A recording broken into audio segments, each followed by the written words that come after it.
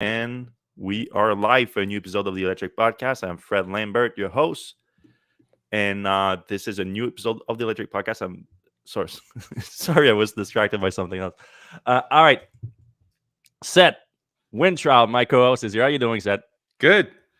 All right, so this show is gonna be a little bit different this week because we're gonna preview the Tesla AI day that's coming out later tonight. And when I say later tonight, I mean later tonight. it's Have Very you late. ever heard of a company like doing like?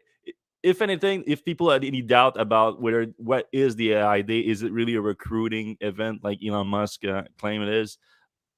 That pretty much confirms it, because if the goal was promotion and like get people to watch this thing, you, as a rule in the media, you don't release something late on a Friday night to get it picked up by the media. Yeah, you uh, basically that's when you bury news. When you yes, when you have to exactly. release it and you bury it. And also like it's scheduled for what time now? 9:45 Eastern PM? 9:15 Okay. p.m. Eastern, so local time. It starts at 6:15. And So it's a long event too. For the people that actually are attending, it starts at 5 p.m. up to 11 p.m. there local time. So I would assume that the doors open at 5, so 8 our time, and then the live stream starts an hour 15 from there. And that's if they are on time, which they are historically they are not. never I mean, never the on time. last one, I don't even remember what was the last. It was the shareholder meeting, I think, and which sounds like this is a pretty by the book event normally, and I think it was like 45 minutes late or something. Anyway, even us, we are like the biggest like Tesla. We cover Tesla as close as it gets, and even for the first time, I might like not be live right when it starts this event because. I mean, it's my girlfriend's birthday today, and we have a birthday party, and if I don't show up, Yep. my excuse is Doghouse. I'm watching a Tesla recruiting event. I don't think I'm gonna have a girlfriend after that. So, well, we're gonna still try to cover the best we could after I come back. Because it sounds like, I mean, it might start at 10 p.m. or something like that. So if it does start at 10 p.m., I think I'm gonna be fine. But we're gonna cover it the best we can. And so, what to expect from this event here today? And I haven't posted it in the podcast post just yet, but you can go on Electrek right now. We have the Tesla and AI Day like news hub where we have our expectation in there, and you can access the live streams directly from there. And at the end here, we're gonna post all the news coverage coming out of the based on all the most important news that comes out of the event. But yeah, what to expect? Like I said, if what is AI Day really? Because if you ask different people, they have all different answers for what it is. Like if you ask the Tesla fan, it's gonna be, oh, Tesla is gonna show people how close they are to delivering a full self-driving system and a humanoid robot, a functional, useful humanoid robot. Because I mean, we've seen plenty of humanoid robot over the years, and the usefulness hasn't been quite there. Then you ask the naysayer, and it's another just stock pumping event to show products that are nowhere near ready, and Tesla is just trying to pump that stock and all that. And then you ask Tesla themselves, and especially Elon Musk, and the event is just a recruiting event for Tesla's AI program, basically. And the truth is in the middle of all that, probably, because while I'm sure that it is the main goal is a recruiting event, it is a publicly live stream uh, update on some very important products that Tesla delivers, including ones that like the full self driving package is something that the owners, the Tesla owners, or something that they're looking at closely, because a lot of them have already purchased it and now they are like, hey, when do I get this? So that's going to be the biggest update here. And Seth and I, we were talking about that earlier. And I think for Tesla as a company, from a business standpoint, one of the most important thing probably that he can do with this AI Day event, other than like uh, maybe they surprise everyone, and this robot is not a letdown, and it's actually functional, and we can actually see a path to Tesla producing this thing somewhat shortly, and it's useful in a factory setting and potentially even as a consumer product. Okay, maybe like that. This is a big maybe. That if that happens, yes, that's going to be the headline for everyone, sure. But from a business standpoint, the focus on we've been saying for a long time, it should be on full self-driving. And if we were just talking, full self-driving is now $15,000 in the US, $19,500 in Canada. The package is extremely expensive. It's becoming harder and harder to sell for Tesla because the it's not that useful yet. Depending on who you ask, obviously, but from my own experience, it's not. It doesn't add much to the experience. It adds anything other than stress. Really, it adds stress. It feels like work when I'm using it. Sometimes it works great and everything, and it does the same thing that autopilot does on the highway, where it does remove some of the tasks related to driving and adds to your focus on safety. That's great, but most of the time, it's just not that. But if at this event Tesla stands there and like shows a clear path of being close to delivering a full self-driving product that is truly full self-driving, that Tesla is like, yes, we're going to be ready to take responsibility for the system. We're not going to dump the responsibility on the driver. We're going to take it, and if something bad happens, it's on us because the car was driving. And then whether or not you actually have to pay attention or not, that's going to be dependent on regulation and everything, so that's going to change depending on the market. But they think we are working towards that and we're taking responsibility for it. That's the big step, obviously. If Tesla says that, and with credibility at the event by showing demonstration and all that, then Tesla has a bank of millions of customers that might decide to actually buy that feature. This is major because we know right now Tesla has millions of customers out there that didn't buy full self driving package, and so far they've been proven right. So far, that was the best decision for the most part. So now Tesla could instantly sell billions of dollars worth of products by just convincing people like you should buy this now, because again, Elon is going to likely reiterate that the price is going to, even though it's $15,000 right now, it's going to keep going up as they get closer to a true full self driving system. What do you think I about feel that, Sid? Yeah, so starting at the end, the price, I kind of feel like Tesla thinks about full self driving as it's the only company working on the problem, or the only company that's going to be able to solve the problem. And we already know, like Google with Waymo and Chevy with Cruise, and we've seen some pretty impressive stuff from Mercedes, and Good there's a stuff bunch out of of China too. China stuff as well. It kind of feels like that calculation might not be correct. Like they're, Tesla at one point is going to get full self-driving right, but I don't know if they're going to be the first, and they're certainly not going to be the only player in town. So if they're charging $100,000 for their, or whatever, Elon Musk is imagining he can get for it, what if Google's selling it for less or almost nothing, and they take you to advertise, they use it for some other purpose. So what if Google sells their stuff in Polestar, and Elon's trying to sell $100,000 full self-driving package, and Google's selling it for 5,000 or something, and Chevy's selling Bolts with full self-driving. I don't know that I don't know that those numbers work out. I mean, it just doesn't seem like uh Elon's got the whole, like, he certainly thinks that Tesla's going to be the only company to figure out full self-driving, or he definitely thinks Tesla's going to be the first. And I guess in that window of time that perhaps Tesla can be the first, it will be worth a premium, but I don't know that it's going to be worth a huge premium. So I guess, long story short, I don't know that it's worth the investment money that people are putting in. Like, they're investing 15,000 for a point of time in the future where this is going to be worth like $30,000. Also, your car is going to be old at that point anyway. So I don't know. I don't know if it makes sense. I mean, that being said, you and I both have put money in. I think I put 6,000 or 5 or 6,000 when I bought my Model Y. And I still haven't got even full self-driving beta yet, so I'm a little disappointed about that. But and I have the 94 score, so I don't know what's happening. And I did go over 100 miles. Autopilot. Yeah, so I don't know. Anyway, but back to AI Day. I agree with you as well that they need to focus on full self-driving entirely.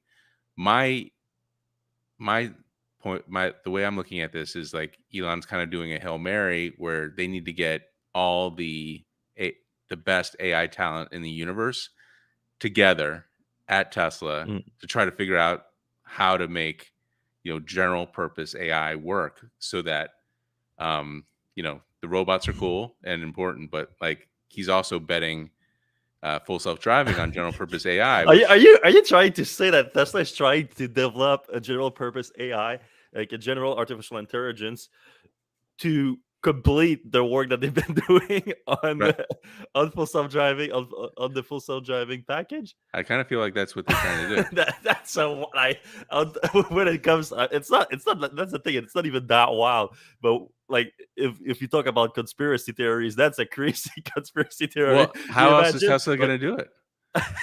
But Because you're they don't talking. have radar, they don't have lidar. They have to have a brain, right? Like they have to be.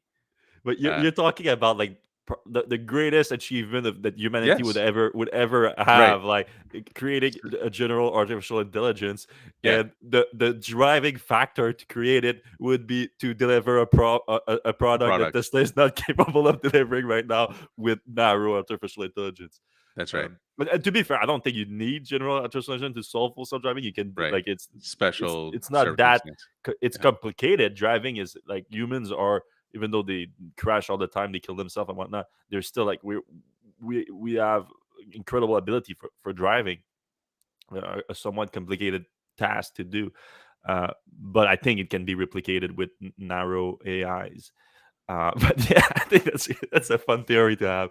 Um, no, I think Tesla can get there. It's just right now, based on what we're seeing with the full self-driving beta, there's such a wide spectrum of experience with full self-driving beta that like some people, I, some of them, I'm not even just saying that they look at it with pink colored glasses. I think they literally have a better experience than other people, especially in California. I think a lot of people in California have much better experience than people outside of California, for all the reasons we discussed before. They have a lot more training data from that market, and roads differ in different markets. But still, Tesla's goal is to have something that it's to solve the computer vision and behavioral problem, so that you can have a system that purely based on vision can drive a car, and some like a human, and you can drop a human from Quebec and put it in California, and for the most part they're going to be able to drive. So yeah, it's a massive issue, and Tesla is losing credibility on it fast, like super fast.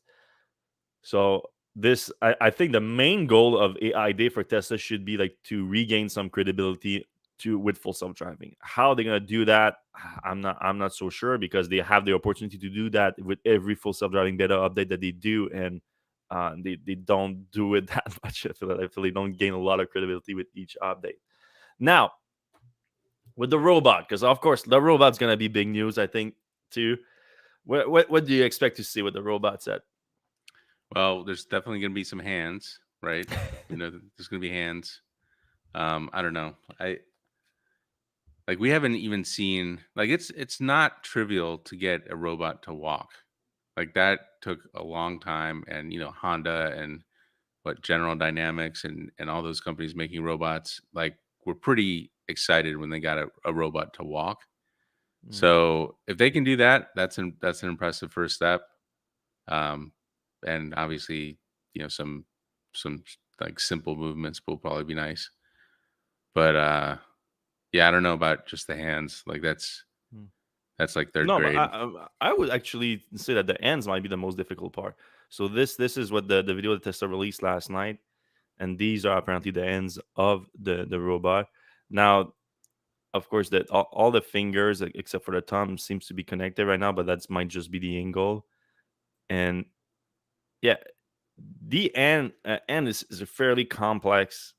Like it was developed over a million of years, and it's what makes us so dominant, like the opposable thumb and all that. But we have seen some very like there's a few things like you said. Walking is one of them. I think that's we see other people solve that. I think Tesla can get there. I think it's a combination more that's would be impressive is like how good are their hands. The three things: how good are their hands, how good is the software, and obviously, and we know that Tesla wants to improve that over time, just like they did with the car. So I assume that we're gonna see some demonstration based that are like closed loop demonstration that are have been practiced by the robot and by the team to make it like look good. So I wouldn't expect Tesla to be ready to have just a robot that you can just throw a bunch of different tasks at and it's going to be good to perform. I think those are going to be rehearsed um, demonstration for the purpose of this event. So that, but to see a path Tesla or releasing a path of like how that can improve into a system, much like full self driving, really, where it's actually useful for the end user, even if the end user is in the commercial industrial application. And then it's gonna be the battery thing. The battery is not solved thing here. I think like for a vehicle of that format here, which is apparently a 5'8" and 125 pounds, which is what they want to have the robot. Just rough. I'm sure they're gonna update those specs because that was a year ago, and there was very little work done on the robot back then. But let's say it's around that to have a functional battery pack that allow for like a decent use time is not trivial, really. Like you're gonna have this is gonna be power extensive, energy extensive product here. Like all the different actuator in there, 40 different electromechanical actuator. Apparently, just like four by hands or something like that. No, that's not 12. No, 12 in the hands, so six each. Um, yeah, that requires a lot of power, and but I would assume that it's a robot can still be useful even if you have like if you have like some kind of decent like fast charging capability on this. I'm not talking about like 200 kilowatt or something like that, but you can have like an automated charging, like you can walk back to the robot can walk back to a charging station and charge itself. You still need to have like I don't know what makes sense, like uh, a full shift, like a full like 8 hour shift, like replacing a robot an 8 hour shift, and then you can charge it for 2 hours, and then you can go back to work for another 8 hour shift. I mean, I feel like if you're working, you just plug it in, or put a Yeah, wire on. yeah. If it can work around the wire, that would make sense. But ultimately, you still want to have some wireless time. Right, for sure. But yeah, you're right about that. But yeah, so there's a lot of things that need to be solved here. So but a big breakthrough for Tesla would be on the robotics side of things. Of course, would be like very functional ends and some a whole packaging that can be powered efficiently, and obviously then the software that goes behind it. But I don't think we're going to see anything quite significant on that front, other than like very well rehearsed demonstration. Those are pretty much my expectation for the event today. Oh, and of course, there's the Dojo program. The Dojo program last time out, we saw the chip and the tile. I would expect to see a full cluster this time, and Tesla starts explaining how they're going to use it to accelerate the full self-driving program and ultimately Tesla Optimus too. All right, so there's a lot of catalysts for Tesla in the next 24 hours. Really, there's this AI day, but it's also the end of the quarter, and Tesla is gonna announce their deliveries most likely tomorrow morning, and it's gonna be a big one. That's for sure. We reported earlier this week that Tesla is expecting a very high volume of deliveries right now, basically over the last few days of the quarter, and today they requested that non uh, employees that are not in the delivery and sales department to come help out for deliveries, because again, this is going to be another delivery wave at the end of the quarter, even though we're supposed to be past that. It still happens. So we reported on that earlier this week, and uh, there's undoubtedly it's going to be a delivery beat. Like there's no doubt. Like Tesla's last previous record was 310,000 units delivered in Q1. That went down a little bit in Q2 because of the Gigafactory Shanghai shut down, but and that still had an impact, by the way, in Q3. So it's not like smooth sailing completely in Q3, but it picked up enough that we are assuming a delivery beat. And I looked at all the estimates, and most estimate placed the deliveries in Q3 between 350 and 370,000.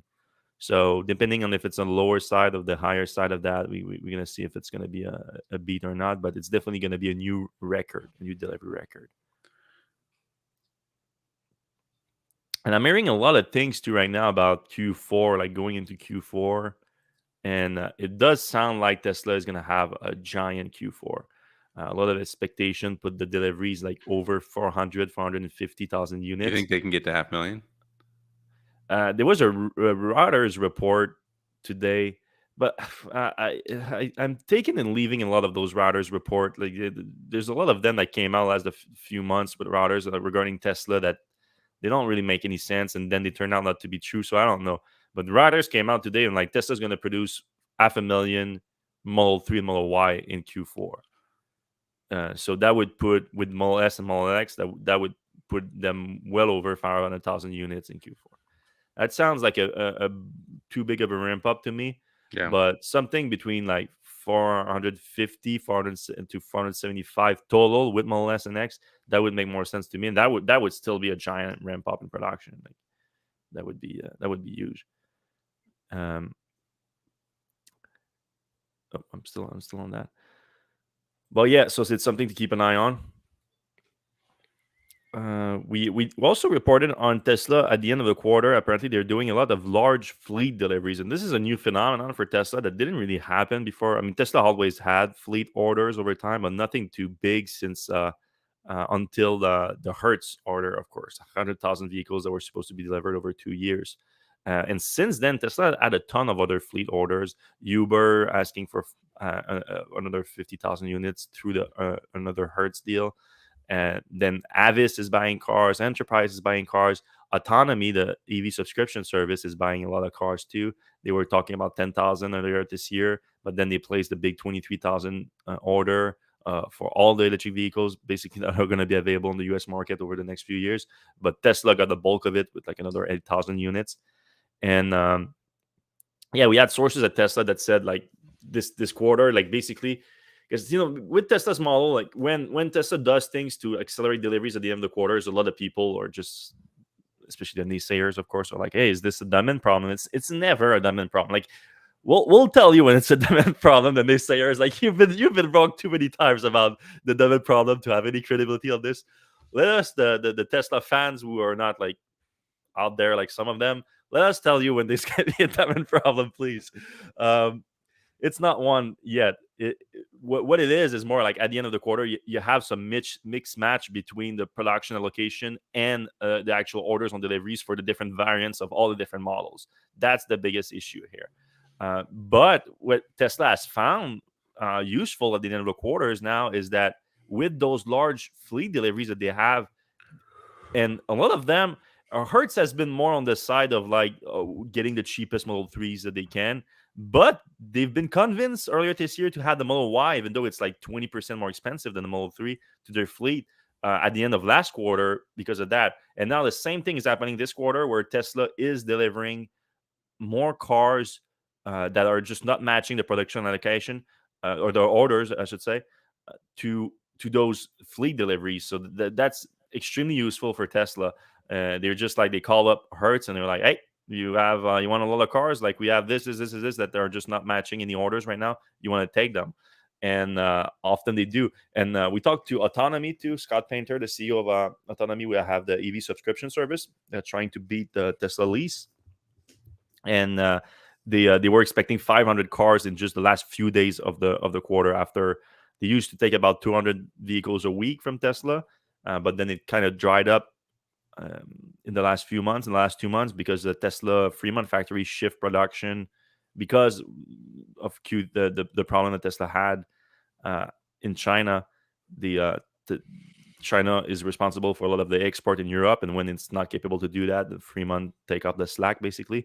So that affects the U.S. market, and you might see that a little bit um, with like August deliveries. Like if so, sometimes it comes out some of the registry based on the registration because Tesla doesn't release month to month data. So be on the lookout for some stories about, hey, Tesla sales in the U.S. dropped 40% in August or something like that. Uh, that's going to come out probably in the next few weeks.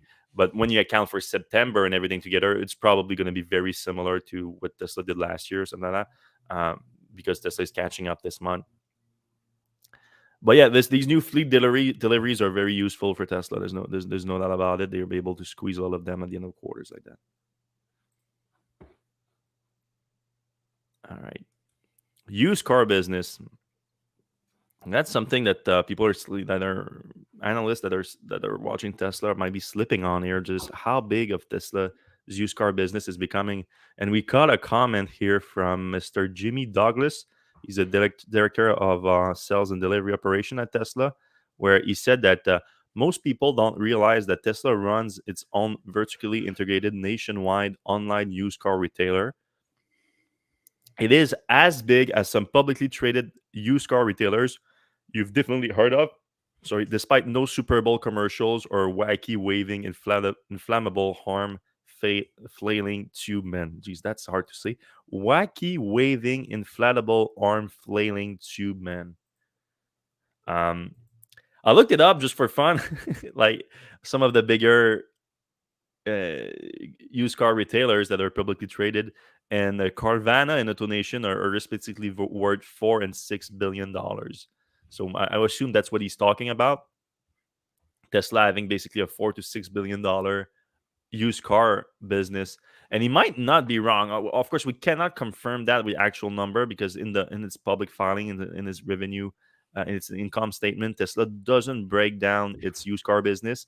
It's part of the same line item called service and other, which is like extremely vague. It can account for a lot of other things. It doesn't account for the energy things. Like, that's separately too, but service and others. So I would assume that's mainly service and used car, maybe a few other things, but I wouldn't think um, that it would be significant. So, in that last quarter alone was $1.4 billion. So, let's say that used car accounts for less than half of that. That's still like $700 million in a quarter. So with just a very like small multiplier, you can make that a multi-billion-dollar business. There's no doubt about it. Not even with the multiple, because that's a single quarter. So I would assume that Tesla might be selling like close to $1 billion worth of used car a quarter at this point, which is wild. But there's a very good reason for that, and it links back to full self-driving, which is pretty crazy. Uh, if you remember, a few years ago, Tesla announced that they wouldn't allow people that lease their car to buy it back at the end of the lease, which has been a common practice for a long time. And actually, a high percentage of Tesla leaser, leasee, Tesla leasee, is that how you say that? Yeah. Tesla leasee would buy back their car at the end of their lease. But then Tesla decided we won't let people do that on Model 3 and Model Y anymore. Or Model Y. Is there even a lease for Model Y right now? I don't even know. I don't think there is. But if there is, you cannot do it.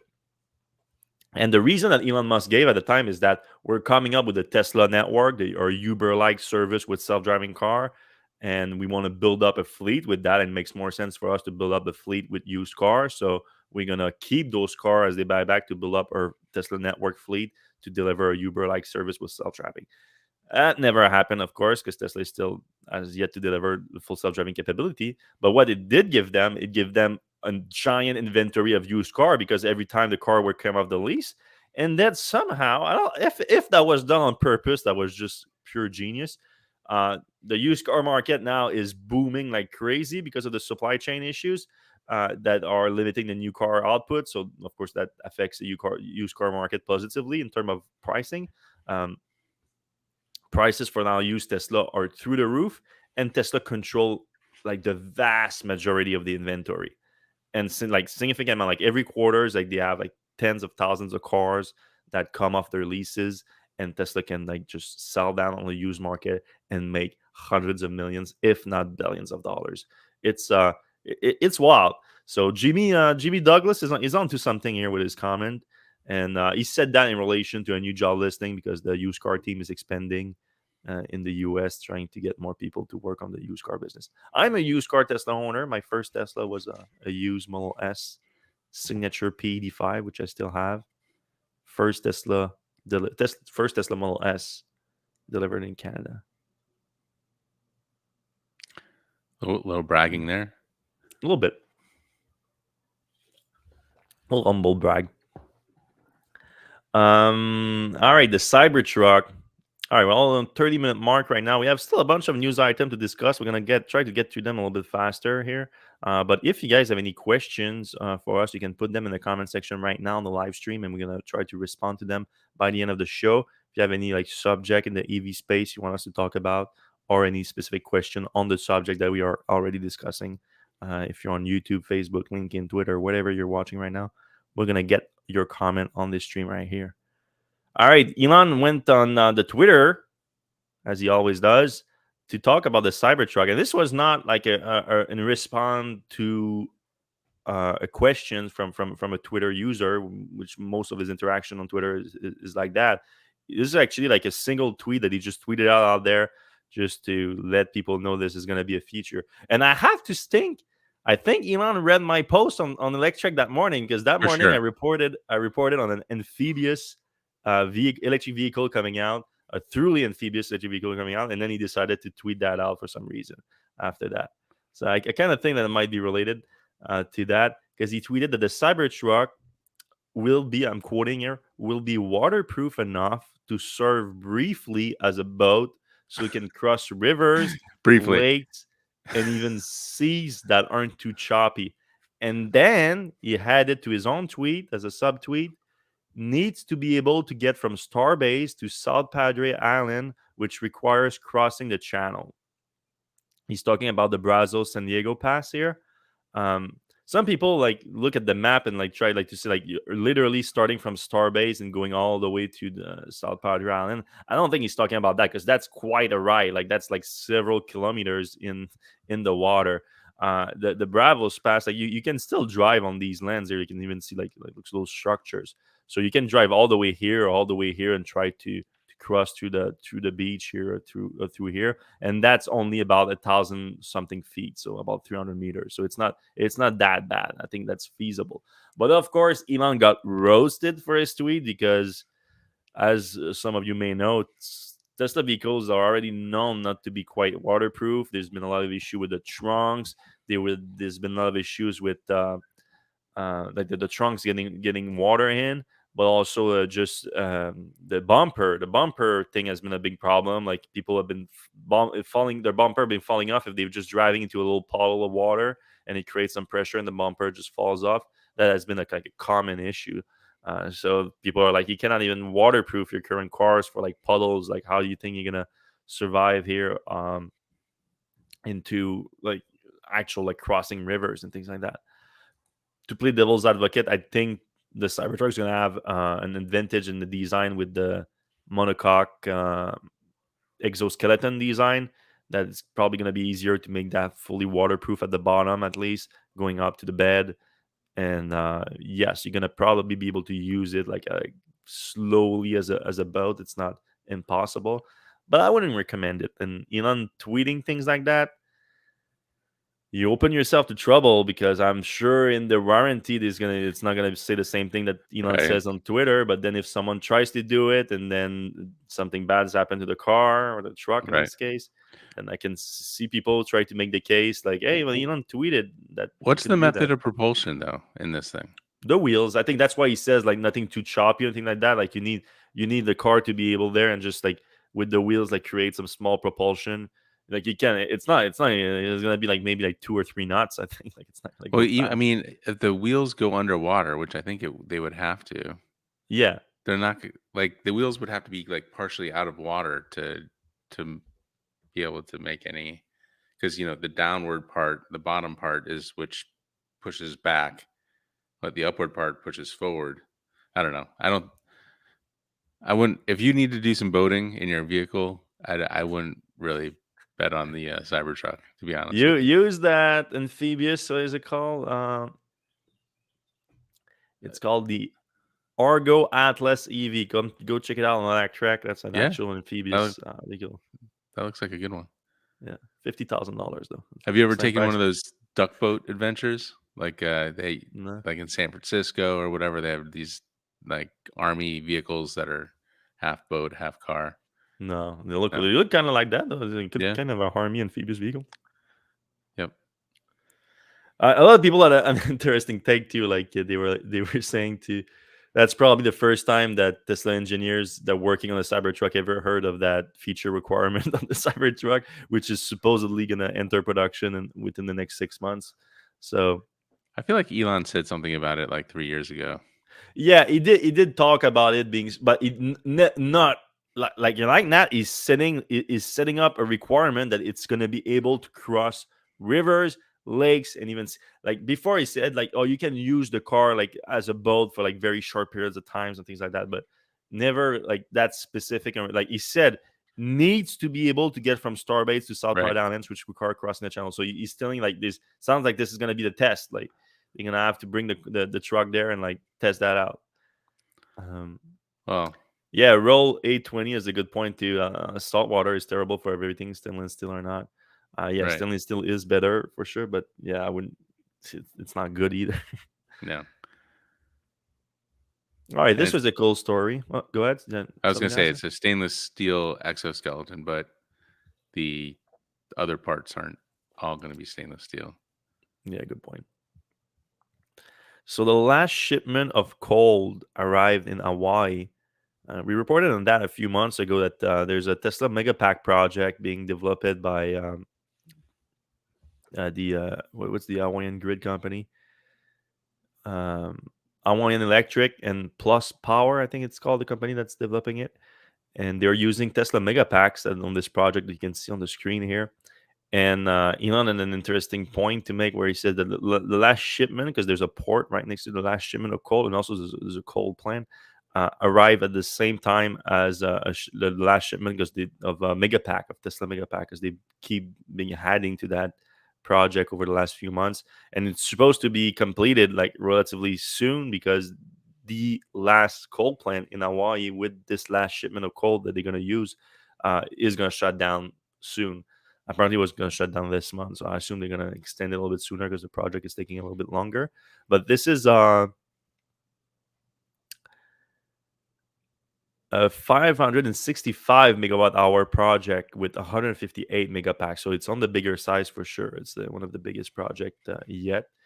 But once it's completed, it's going to be able to perform some grid stabilization and maintain the grid frequency so that you can have better use of the renewable energy, which is already dominating the grid in Hawaii. Is just that solar and wind, it's not always consistent. So you need to have energy storage to back it up.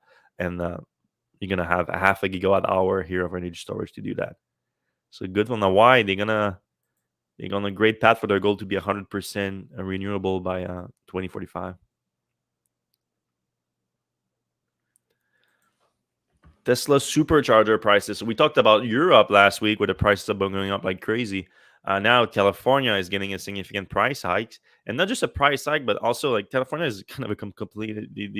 It's a very popular market for Tesla vehicles, so a lot of superchargers are extremely busy, and Tesla has been using peak and off-peak hours to incentivize people to use the supercharger station more on off-peak hours, and now they're going even further. It's not. It used to be just peak and off peak, so it's basically all day is peak hour, and then between let's say like 10 p.m. until like 8 a.m. you have off peak hours.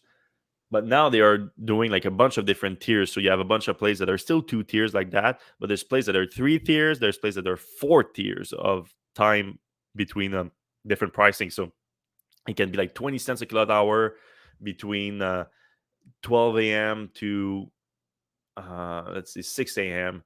and then between 6 a.m. and 10 a.m. You have another pricing, let's say 25 cents, and then the price go up until it's peak hours in the afternoon and early evening, and then it goes back down and so forth.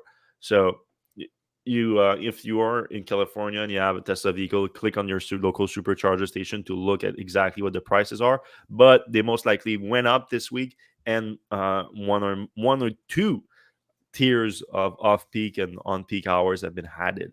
So something to keep an eye on, but it's not cheap anymore. Well, it's cheaper than a tank of gas, that's for sure, especially in California, but it's not exactly inexpensive. And as always, we always say like this. It's definitely something to keep an eye on and everything, but it's not that big of an issue because most of the charging happen at homes. But then every time we say that, we also get the message from the few people that do rely solely on the supercharger for charging because they don't have access to charging at home. And people, we know you exist. We know it's the case, and we commend you for doing it, for going electric without home charging situation, because it is a braver decision to make. There's no doubt about it because it's not as convenient. And we're sorry for you guys that the prices are going up, but unfortunately, you're not like the bulk of the new cars, the new car buyers. Like that's just not the case. So there should be solutions for you. That there's no doubt about it, and we're gonna report on those as they become um, reality. But for most people, it's not a big problem. Tesla has a new board member, Mr. Joe Gebbia. Mr. Joe Gebbia, I think that's how you pronounce his name. Better known as the co-founder of Airbnb. A big fan of Airbnb. Been using the platform for a long time. Big user, and he's not involved on the company now on an operational level. He left that role earlier this year to focus on other things, including being on boards of a bunch of companies. And now he's adding Tesla to that list of companies. We don't know if he invested in the company because he's a very rich gentleman with a net worth estimated at $7 billion. So he most likely, I would think, invested in Tesla. That's how he got the board seat because he doesn't have any known relation to Tesla or Elon Musk other than that. Uh, and most of the board members until recently have had some sort of relation to Elon. Even Larry Ellison, that was like Larry Ellison was kind of appointed as an independent board members, but then we find out that they're he's buddy with Elon and texting to him about the Twitter deal and all that. And Like they're, throwing millions of dollars around too. I mean, Billy Williams. unless they've been that relationship developed after he came on the board, that's possible too. Like Possible. Elon is on the board, so they have to hang out sometimes, and maybe the relationship developed like that. And the whole Twitter thing happened definitely after that too. So I don't know. Maybe that's the case. Yeah, so what can this guy bring to the board here? Definitely has experience with scale, like growing a company from like a small thing to a bigger operation. Also, if a lot of Tesla's business become the Tesla network, so operating like a Uber-like service with self-driving, this is kind of Airbnb. It's a lot like Airbnb too, because you have host and you have guest. You're gonna have people putting their car on the Tesla network, like hosts are putting their house on the Airbnb network, and then you have guests, or in Tesla's case, more appropriately called riders, I guess, that they're gonna ride into those cars. So this is very much. I think even I think Elon called it like the goal of Tesla network is gonna be like it's going to be Uber and Airbnb like mixed together. It's going to be like an app that is based on Uber and Airbnb. So having the guy that co-founded Airbnb on the board might help on that front. But again, like the board is not operational. It's more of it just guides the company on a more bigger picture level. But yeah, it's going to be interesting to see how much Mr. Gebbia gets involved. Have you ever heard of the guy before? Yeah, I knew that he was a Airbnb founder. Who's the other guy? Chesky or something? Chesky and Gebbia, and then they brought in another guy.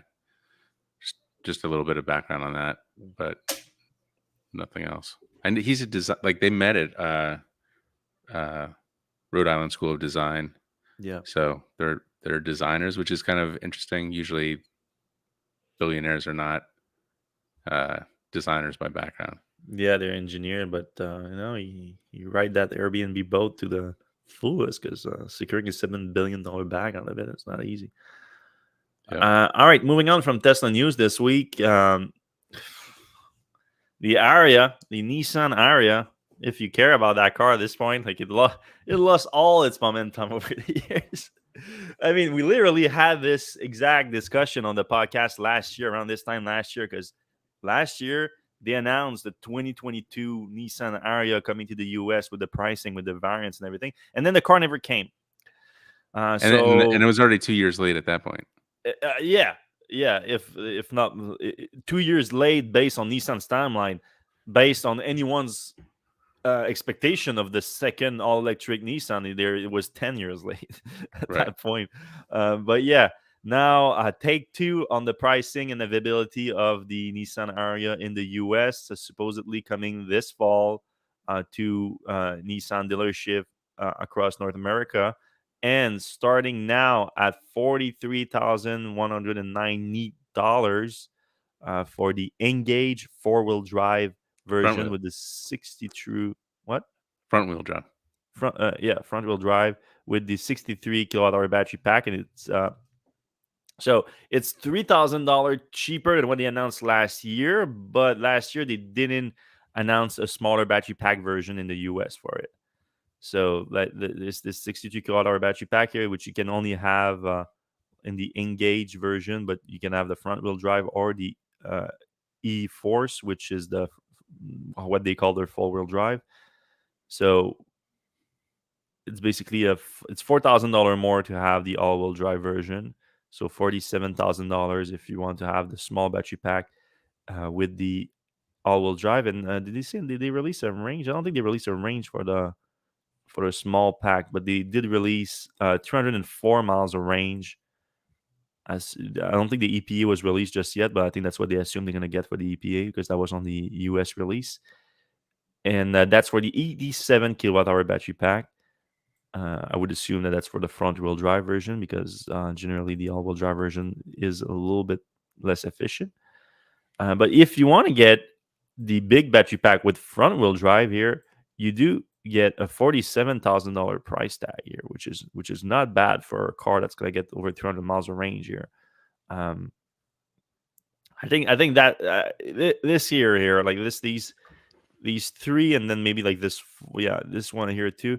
That's where the area still has a chance to carve itself a little place on the market here, because like if you compare this to like the Audi to e-tron Q4 or the Model Y here, like the space is more down market. Like the Model Y is still pretty expensive because Tesla doesn't offer a smaller battery pack option or a non all-wheel drive option. So these all these options here are very attractive, price wise at least, um, feature wise and all that. I mean, have you had the chance to drive it? Yeah, so, Nissan actually brought us out to CES before COVID, so Oh yeah, that's right. 2020, and we got to drive the E-Force, and it has this, like, not four-wheel steering, but it has, like, this torque steering control that's actually Mhm. pretty cool. So we drove it around a track in northern Vegas, right near an Air Force base.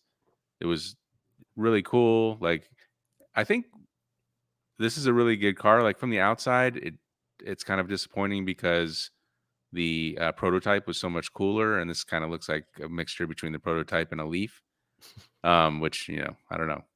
And they're also showing this bronze color, or what is this, copper? Mhm. And I think that's a polarizing color. Like if they had like a, maybe just a more normal color, or a matte color. Anyway, the interior of the Aria I think is really good. Like I think they did a super job. It's very roomy in the back.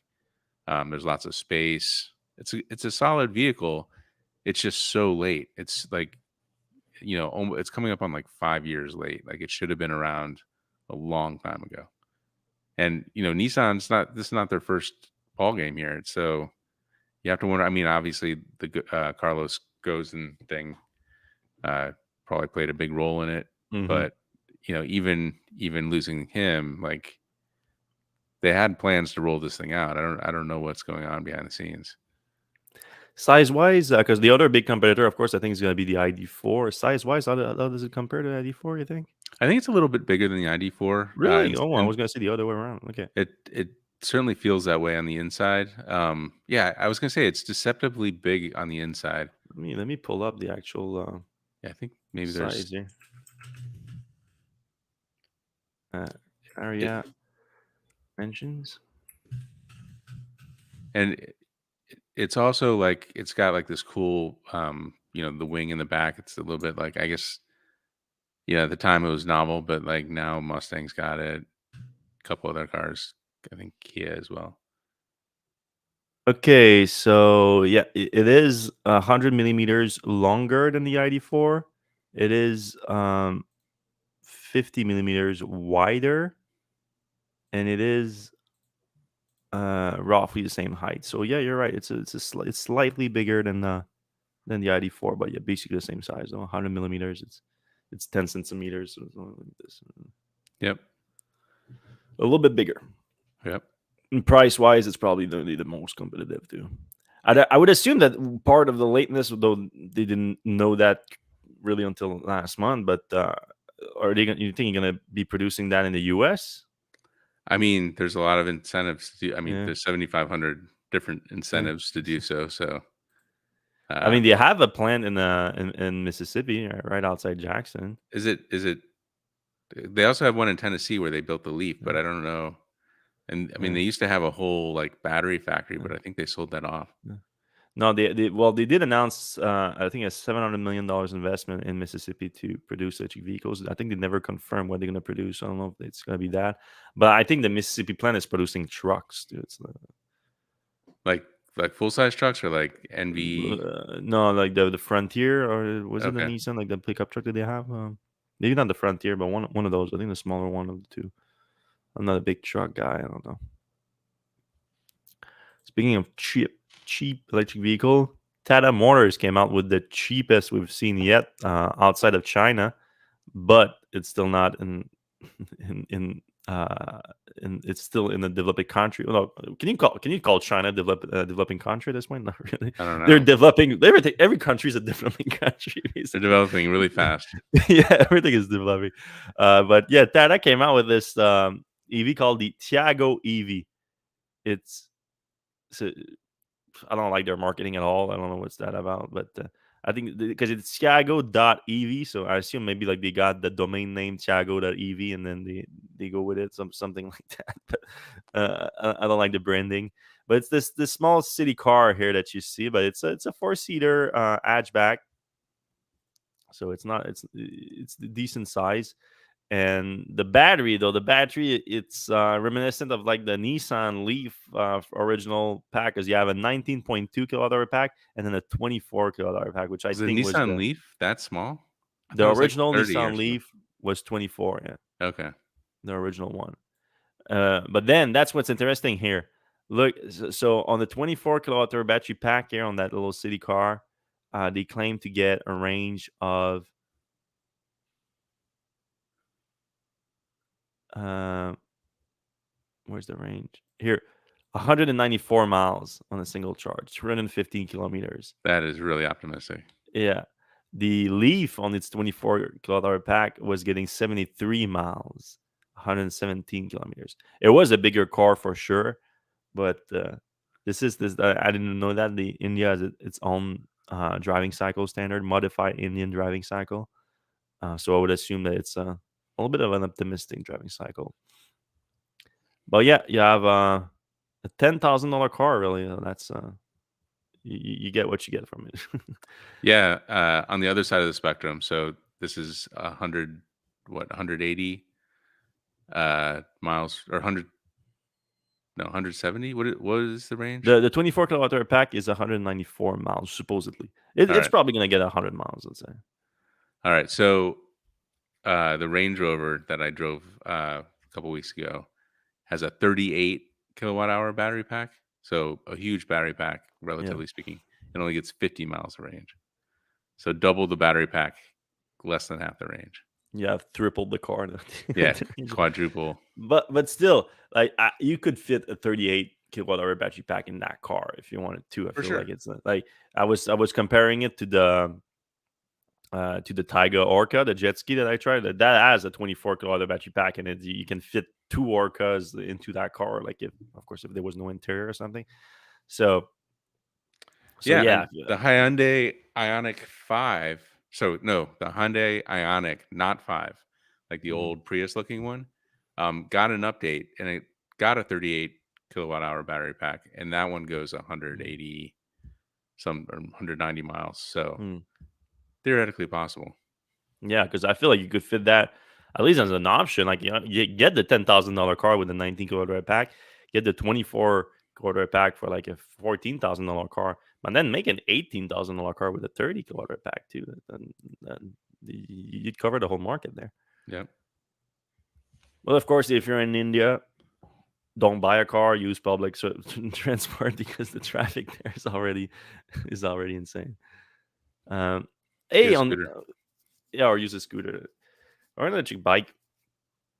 We don't talk about all electric aviation much these days, but there's been a big step this week with Eviation, which we reported before because of their Alice program, which is an interesting plane.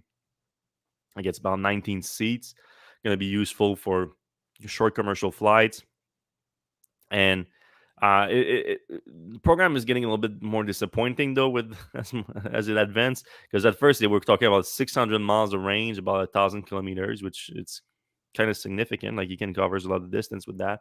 Um, then they revised it last year to 440 miles of range, so bringing down a lot. And now they had a big step this week in Moose Lake, Washington. They had their first flight. So the actual first flight of the plane, it took off, flew around, landed. Everything went great. Zero emission, all battery powered. So very cool stuff. But now they're talking about a range of 250 miles. so, Hmm. so the range keeps going down. I assume that's just their expectation. The reality didn't meet their expectation in terms of like how much battery they could fit in there, what kind of energy density they could reach, and all that. So yeah, that's kind of a bummer. But they do say that 30% of the flights out there are less than 250 miles. So that sounds a bit weird to me, but I can believe it. It's still a minority of the flight, but if you can cover all of them with zero emissions planes, then you made a big dent in the industry in terms of emissions. So that's still good. And obviously, as battery technology improves, energy density improve, you're gonna have all electric planes battery powered with longer range. So it's gonna play out. And companies like Eviation we're already positioning themselves to have a whole package, all electric plane. We have electric propulsion and everything, and they attach themselves basically on improvement to battery technology. They're going to be well prepared for when it does happens. That's basically was Tesla's model when they first started. They were like, we're going to package an electric car, and as battery technology improve, we're going to have a better and better product. Yeah, Eviation, I think they were originally from Israel, but they moved to the Seattle area, and they Oh, use really? and they use the same motor as uh, it's called like Matrix or something. Oh, yeah. Is that Same motor. Siemens? No, it's like a startup. Oh, Um, but I think they use Siemens battery packs, but mm, the Harbor Air uh, company is doing an electric seaplane that mm, goes from like Vancouver to Vancouver Island, and all kinds of areas around Seattle. So it's interesting because they're both using the kind of the same motors, but they're one is a passenger land plane and one's kind of a seaplane. So mhm, it's interesting to see that these two companies are kind of things are happening in the same area, and they're probably exchanging engineers and ideas and stuff. So it's mhm. it's interesting to see this happen. Yeah, I agree. All right, we're all done for the news this week, everyone. So we can jump into the comment section if you have any questions. Yeah, ask quickly. We don't Mm, have a ton in here today. mm. Um, let's see. First one, we were talking about the uh, so David Kazman, for crying out loud, we're going to see a whole person robot walking, using hands, and doing useful stuff. All right. So Yeah, I don't think that's gonna happen. But uh, but ma- we're gonna see a whole humanoid robot. I think they're gonna have some kind of working prototype. But I think that any kind of useful stuff it's gonna do, I think it's gonna be like a closed loop demonstration that's been rehearsed. I don't think it's kind of robot that you're gonna be able to just take it and drop it somewhere else. It's gonna be able to replicate that. yeah. That's just my guess. I'd be happy to be wrong on that. All right. Roller 20 says, I want a standard range Model Y for 41,000 in the US, like the one in Europe. Uh, I Yep. think also China as well, right? The only thing is that there's a lot of people that are happy with the $60,000 Model Y right now, and they are buying plenty of them. So Right. Tesla is just not in a hurry to do that. All right. Yeah. Salt water is terrible for everything. Mm. All right. Carl in San Diego, I think, says theory that Elon thinks he needs general purpose AI because FFD is impossible to complete is reasonable. There we go. There's one other person. Yeah, no, I agree with you that what it sounds crazy. It still has things that makes it believable because of what's happening. So I don't think it's what's happening exactly, but it sounds crazy, but it's not too far fetched either. I don't Right. know if that makes sense. Yeah. So Mm, he concludes, I think it's bonkers, but so is Elon. yeah. All right. Uh, Estancelo Geralt says FSD is already a beast, and the amount of data from the miles already driven by Tesla is huge. All right. Yeah, well, Definitely. to that point, like there was like 10,000 user FSD beta at first, and then in October of last year, it grew like crazy. We went to 100,000. So a lot of people were like, with all that new data coming in, the improvement are going to be faster. But the truth is, over the last year, the improvement have not been faster to the FSD beta. So um, that's been a very discouraging for me. But maybe they can turn this around. Maybe they are not optimized the how they treat the data just yet, the higher around the data. So I don't know. Maybe what happened. All right. Whistler to Victoria, zero emissions, Harbor Air. Yep. That's the company that's doing it. Yeah. And yes, they're one of their routes is Whistler. They also fly to Seattle and all over the area. Mm. All right. Eric Williams question: will we see the Roadster, Robotaxi, or Cybertruck? What do you predict? So that's at AI Day today. I meant to ask you, what do you think? Cybertruck or hopefully Roadster or I mean, I Robotaxi? think I think the Roadster and the Cybertruck might be there just as they always have some of the Props. prototypes they have to just look at them. So I think it might be that. I don't think we're gonna get any significant update on the Roadster or the Cybertruck. Robotaxi might be, but that's such a tricky one. I would assume that Robotaxi is gonna have its own unveiling. I would be surprised, but not impossible that they could unveil it today. Yeah, I don't think Elon would tell people not to. It's going to be highly technical and you know Yeah, yeah. I don't think I would be very surprised if it unveiled today. But they might talk about it a little some bit. details, some hints and clues, perhaps. But the big problem with the Robotaxi is that it's one thing that throws a wrench into the full self-driving program for all the existing vehicles, because it's going to be a purpose-built self-driving vehicle, which goes completely against the full self-driving program. Whereas, like, all our vehicles have the cameras, have the computer, we just solve vision, computer vision, and self-driving behavior, and it's in your car. Your car's going to be full self-driving. It goes against, we're going to build a car that all the sensor, all the, like, specifically for a robotaxi self-driving platform. So Tesla talking about that while they talk about the full self-driving program, it's like it's gonna throw doubt in people's mind. Are they gonna actually achieve it on my own car, which they're trying to sell you for $15,000? All right. Bike Angelus says, question: is there a risk to buying a Tesla with a salvage title different from regular cars? I don't think you can do supercharging with the salvage title Yeah, Tesla, Tesla right? did shut that down.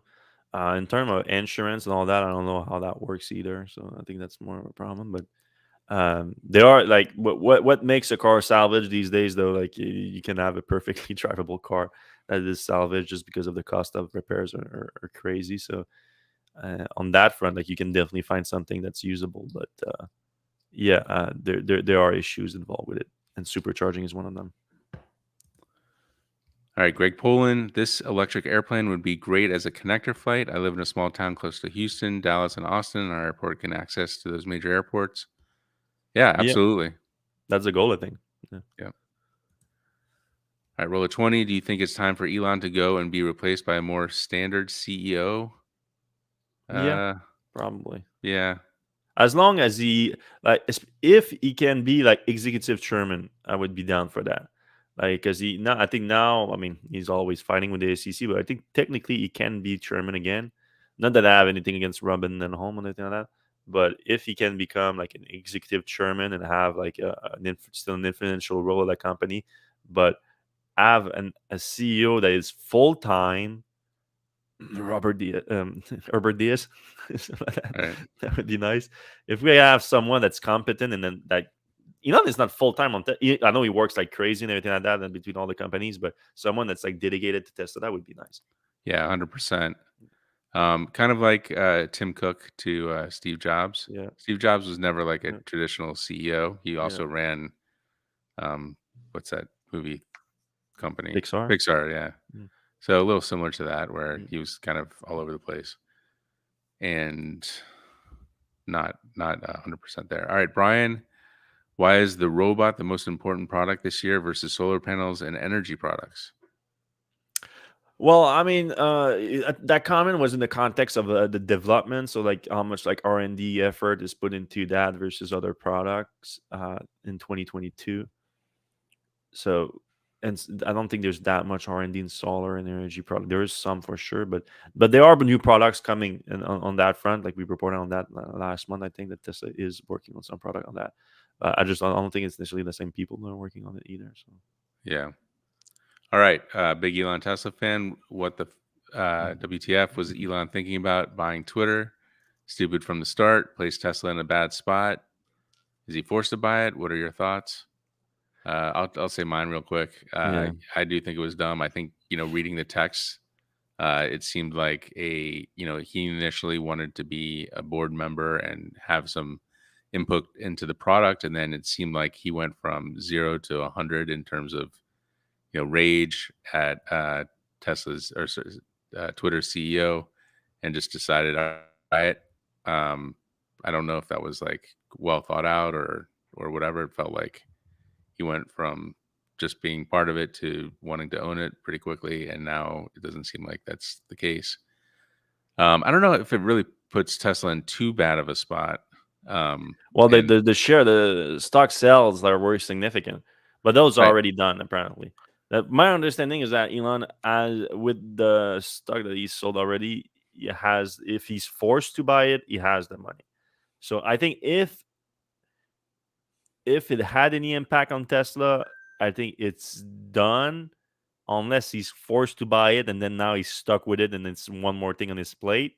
right, That's gonna be like taking some time away from Tesla. That's the only impact it's gonna have, I think. But whether or not he is forced to do it, I mean, I don't think anyone knows at this point. Like, I don't even the judge that's going to decide that. I don't think he knows at this point. uh, I think like it's a very complex issue. And but yeah, you're right, Seth. You've been sending me some of those texts that are coming out, and it does look like one he has a. And I know how he is on that front, like from like talking to him a little bit and hearing from other people that work with him. Like once he thinks that someone is like incompetent, he has like no tolerance for that person, and he obviously thinks that Parag is his name, the CEO of Twitter, yeah, Parag. He doesn't like him or he thinks he's incompetent or something like that, and that creates a very like antagonistic relationship with him, and you see that in the tweets and in the tweets, the text with him, and because the guy had like a very like good comment, like you invested in our company, you're not saying that this company is dead and everything like that. It's badly affecting the morale of our workers. If you could not do that, that would be great. And if we can work together to implement whatever you want to implement at the company. But then he was like, "What did you do today to work on that company?" that was not It's like, "How about you answer?" Is very like very legitimate question first, right. and unless I mean, obviously we're not in there. Or maybe Parag is just slacking it off all week.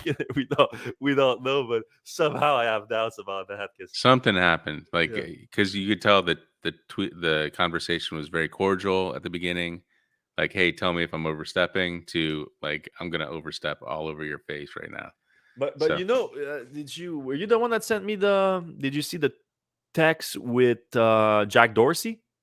I read about him. I didn't see like the Yeah, direct. because those ones were the most enlightening to me, where it clearly shows the situation.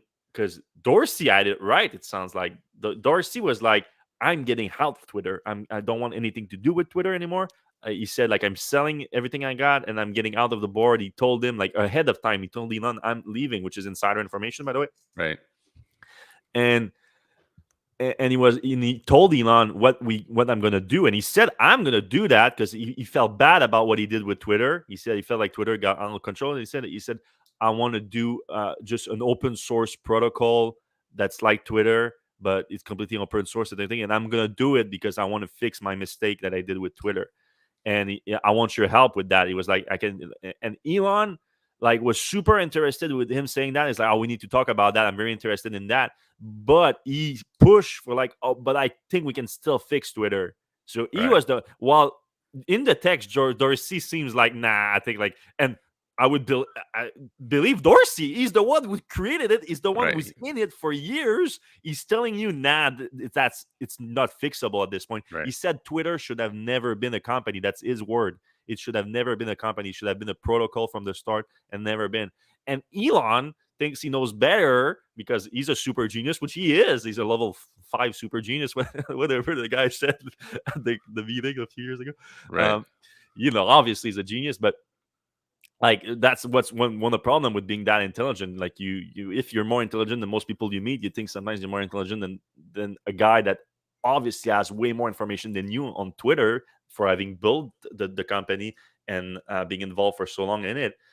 He's telling you don't it's what's the word, it's rotten. Like you cannot Right. fix something that's rotten. You have to throw it Rotten away. to the core. Yeah, which I don't know that it is, obviously, but I would believe Darcy before I mean, it's a anyone service. else. People seem to enjoy it. I enjoy Yeah, it. Like, in you know, small doses. in small doses. Yeah. Yeah. Everyone that I meet these days, and then when they have like 100,000 tweets a year or something like that, I'm like, Yeah. I cannot be friends with you. It's It's not crazy people. healthy. It's It's a not healthy. it's a good sign. It's like Yeah. like a red flag. All A right. red flag, exactly. Roll of 20. Do you think Tesla will lose the FSD class action? Yes. Yeah, they're gonna lose big time. All right, Bike Angeles question: Can you guys start covering home storage systems competing against Tesla Powerwalls? Any companies or products that you like as Tesla wall alternatives? Well, there's a bunch of stuff in the smaller, like 2 kilowatt hour space, like Which we cover all the time yeah, too. like Jackery and Blue Eddy, and even Anchor has one that just came out. I was at an event yesterday with one. But the bigger stuff is coming from like Panasonic, Samsung, um, LG. LG, like the those companies, and they're kind of like the same thing as a Yeah. Powerwall, just a different form factor. Yeah, they're not And too exciting to be honest. But we do cover them when they're launched and everything like that. We just don't like update it as much as Powerwall. But to be fair, Powerwall has incredible market share in there. So if you yeah, and I understand the complaint comes from like, hey, you guys cover Tesla too much on this, but Tesla is the market on a lot of these things. So yes, we cover them a little bit more for sure. yep. All right, EB1888 with the adapter you can charge at the other location. Salvage is now much more usable. Hmm. That's interesting. CCS he's talking about? Yeah, that's a good Yeah, point. but I assume that's it has to be produced since what was it, 2020 though? It was the last two right. years. Or get upgraded somehow. Yeah. That is a good point. We should find out if that's Yeah. maybe Jason Hughes knows. All Yeah. right, Wolfie McWolf. What time does AI day start? 9:45 Eastern, Not I think. 9:15, 9:15. 9:15. If it's on Uh, time. I think I'm Yeah. probably going to be closer to right. Yeah. All right. Yeah. The bot will build everything for Tesla. Why wouldn't you build it first? Employees cost a lot. Okay, buddy. Yeah.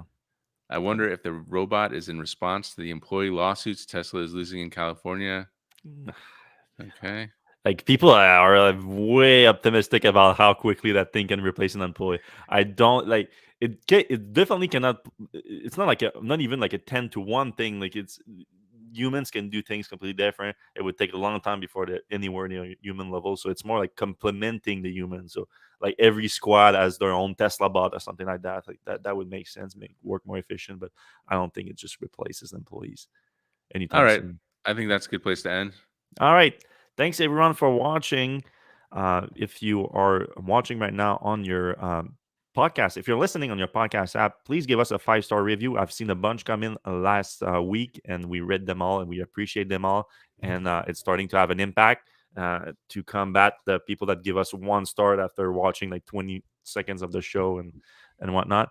But if you're listening live on YouTube, Facebook, whatever, you can give us a thumbs up and subscribe. That helps the show a lot too. It's free to do, and it helps us.